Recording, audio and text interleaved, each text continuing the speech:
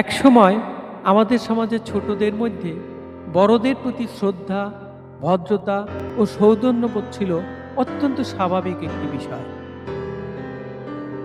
বাসে বা ট্রেনে কোনো বয়স্ক ব্যক্তি উঠলে তরুণরা স্বতঃস্ফূর্তভাবে নিজেদের আসন ছেড়ে দিত।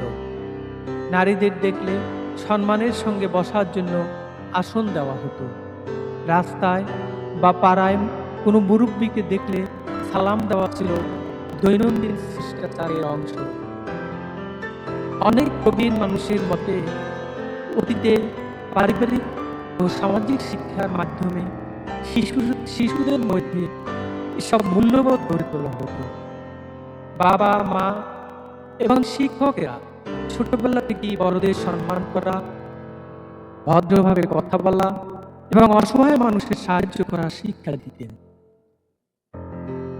তবে বর্তমান সময়ে অনেকেই মনে করেন সমাজে এসব আচরণ আগের তুলনায় কম দেখা যায়।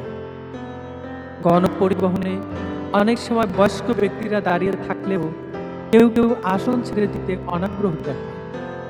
মুরব্বীদের সালাম দেওয়া ও খোঁজখবর নেওয়ার প্রবণতাও কিছু ক্ষেত্রে কমে গেছে বলে অভিযোগ রয়েছে। সমাজবিজ্ঞানীদের মতে এর পেছনে বিভিন্ন কারণ থাকতে পারে। ব্যস্ত জীবনযাত্রা, প্রযুক্তি নির্ভর যোগাযোগ, পারিবারিক বন্ধনের পরিবর্তন এবং সামাজিক শিক্ষার ঘাটতি এর অন্যতম কারণ। তবে তারা এটাও মনে করিয়ে দেন যে মূল্যবোধ পুরোপুরি হারিয়ে যায়নি।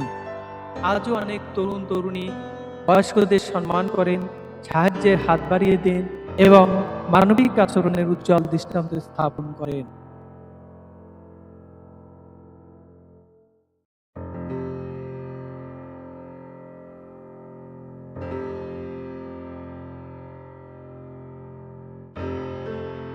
শিক্ষাবিদদের মতে পরিবার, শিক্ষা প্রতিষ্ঠান এবং সমাজকে একযোগে কাজ করতে হবে যাতে নতুন প্রজন্মের মধ্যে শিষ্টাচার, সহমর্মিতা ও মানবিক মূল্যবোধ আরও শক্তিশালী হয়। মূল্যবোধ সম্পূর্ণ হারিয়ে যায়নি, তবে এর চর্চা কিছু ক্ষেত্রে কমে এসেছে বলে অনেকে মনে করে।